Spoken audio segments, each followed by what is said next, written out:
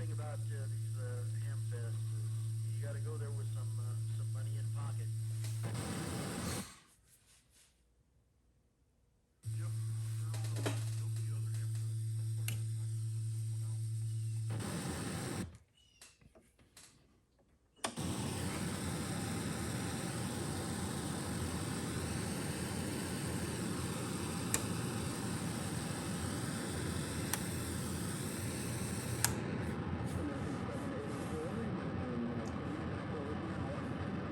Very weak. Normal speed 132.02, American 784. You do the same. Good morning, Nick here. I know it's been a while. Yeah, I had a bunch of crap going on. I actually had COVID. It lasted for 14 full days. That sucked. And then after that, it was like, I don't know if I just wasn't motivated to mess around with radios or got into some different stuff, and then I got a new rifle and I had to go sight that in and shoot it and all this other kind of stuff, and I got a new shotgun too, had to go sight that in. I mean, so that's a whole different story, the fact that I treat shotguns like they're rifles because I'm a rifle guy. But hey, that's what I like to do. So you can ask me about that sometime and I'll tell you my theory on that. Anyway, so one of my viewers commented that he really liked this radio, this Watkins Johnson. Sorry, Dan. Have to enunciate everything for the NPR guy, or what was he? VOA, Voice of America, I think. Anyway, so Watkins Johnson, 8737. So I've already done a video on this, in a pretty long one too. Today, a viewer commented, he said he just fell in love with this radio and he just wanted me to see me play with it some more and stuff. So we'll just do a look like a bands game, just cruise around a little bit on some of the bands and see if I can bring some stuff in. I mean, to be honest with you, I know where the FM broadcast band is, basically 88 to like 108. All right, and I know where the air band is, like, commercial air is like 116 or something like that, or whatever the low end is, up to like 135 or 137. And obviously the FM broadcast is on wide FM, so you have to put this on FM here, then you have to put this on 100 kilohertz, which technically is still kind of narrow for wide FM. But then when you go to the air band, you have to drop it back to AM, and you have to drop this back. Now, it'll still work at 20 kilohertz, but you hear that extra noise? To me, it's a little cleaner at 4 kilohertz. So, then, I know you got those ham bands. Excuse me.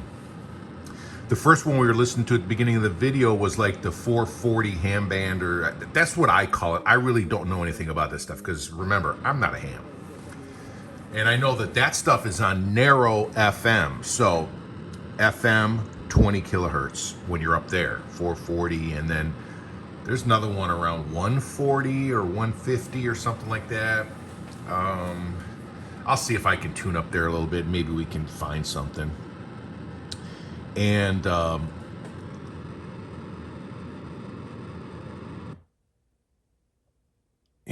so you got to re-squelch it every time you change the band. I didn't do that before. But and then it's got a scope on it, so you'll see when someone starts talking. That one that just popped up and went away wasn't 550; it was 425. It's a different frequency.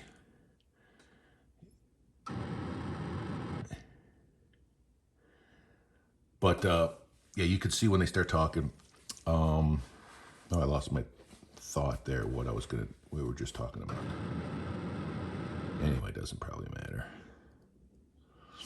But we're just cruising around. Oh, my antenna. I have. It looks like kind of like a disc cone. It's got an antenna with those poles hanging off of it on an angle facing downward. But it's not a full disc cone. So it's only set up for certain bands, and I forgot all the bands it's set up for, but it does the airband well. Obviously, it does broadcast FM well.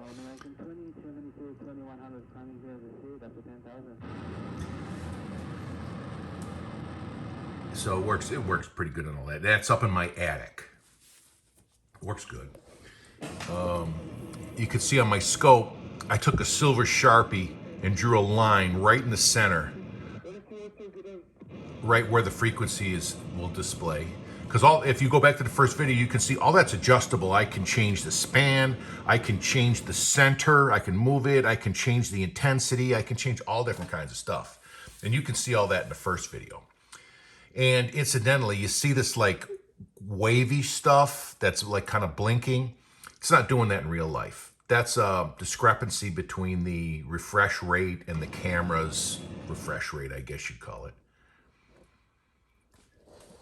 Kind of the same thing for this over here. I have this turned almost all the way up on the intensity. If I turn it down to where I would normally look at it, to me, in person, it's fine. It's perfect. But through the camera, see, it does that annoying blinking. Again, the refresh rates don't match up. So I just peg it out for the video, just so you guys don't have to look at it.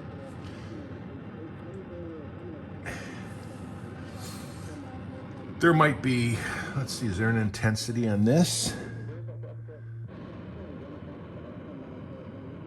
Oh, the intensity is like, well, maybe. Doesn't seem to be helping much. Okay. But, yeah, this is your first generation Spectrum scope, okay? So this is your, FTDX 101 right here, baby, first generation. Now, if only the FTDX 101 could actually work as good as this radio and not be a piece of crap. Again, I digress. Thank God I got rid of mine. Yeah, so enough talking. Let's cruise around a little bit more. So it's got this AFC off, and then down here it says DAFC. I'm not 100% sure, but I think DAFC is digital AFC. AFC stands for audio frequency control. And basically what that does when you're in FM, or technically even in AM, up here, it locks you on a frequency. So like if I would just left this on off, I think eventually this will float and it'll go off frequency. So what I do to tune is I turn it off before I tune. I tune, here's your gross tune is the big knob, and then there's a fine tune. You'll see that when we go to the next frequency. And then I'll lock it in. But if we left it here long enough on off, we would float off of the center of the signal. But anyway, let's go down to 118, 425, because that's a common frequency around here in Dallas. So use the fine tune. And it's very touchy. It's hard to get it perfect. And I'll lock that down. And who knows? Maybe they won't even start talking there. And you know how the airband is anyway. You can chase a signal and go over there, and as soon as you get there, they stop talking. And they won't start talking until you tune somewhere else, right? That's just the way it is, like right now. So let's go over to this big-ass signal over here. See if we can get him to come back.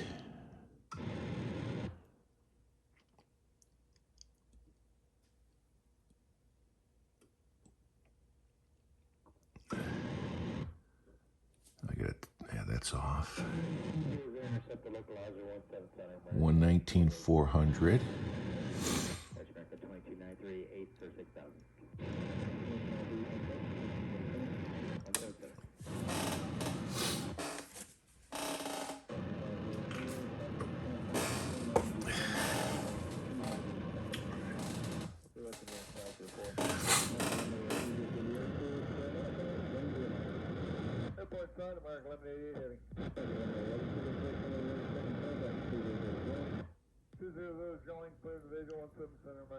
That guy sounds like he's drunk. I hope he's not my pilot tomorrow.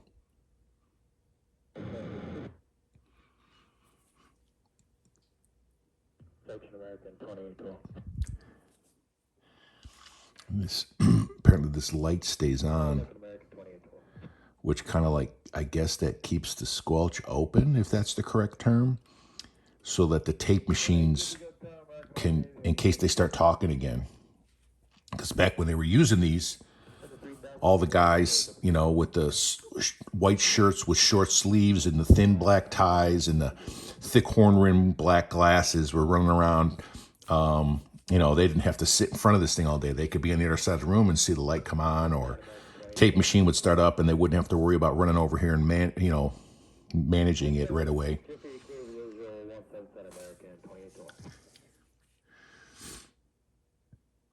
All right, so let's turn the AFC off. Let's cruise down to the FM broadcast band. I guess while we're here, let's go to 140 first. Is it 140 for the hams? Let's find out. Or you could actually just watch this, but I guess I could have.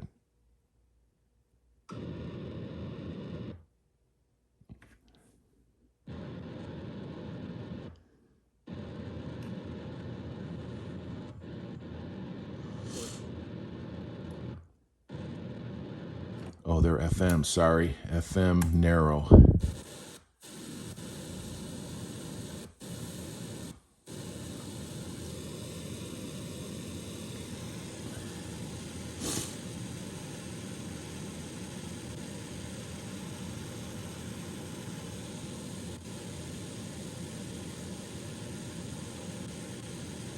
As soon as I get there, it goes off.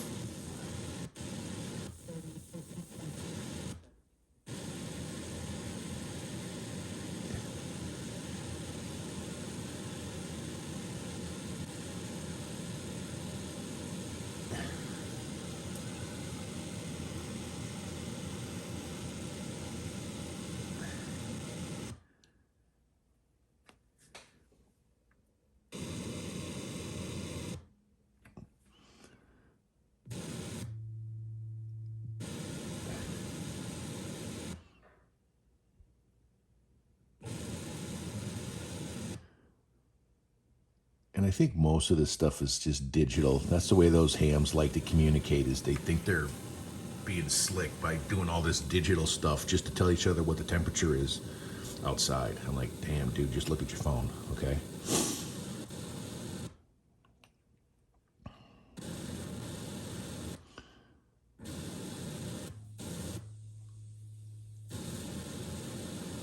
Anyway, I'm getting bored trying to track these guys down. Oh, that's weather. Denton, mostly sunny, 77. Variable at 5. Elmwood, Western, 60%. West at 5. All right, let's go down to FM broadcast. Let's see if we get some sports talk radio. 105.3.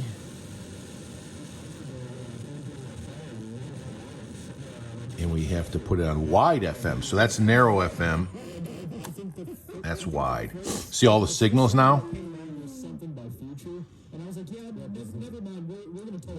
96.7 is my favorite one. The ticket. You know, just a quick word on Lundqvist, because I know it's of heavy interest to Stars fans. Patience is hard. And I understand that. Anybody that's been a sports fan ever understands patience is hard. But well, this will never go off because they never stop talking. He's 22 years old. Right. He's, had a decent season for when he did play. All right, so now we're up here. Oh, those are the guys when we first started the video. So apparently they're still there, talking about which radio antenna is the best. And you got to go back to narrow.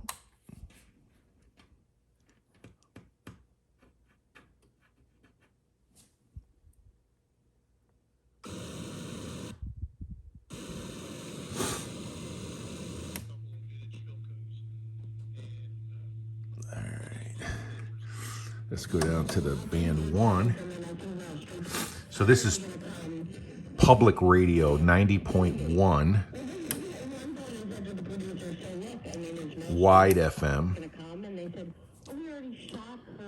They usually do BBC news broadcasts, but they also do their NPR propaganda garbage too. So, but anyway.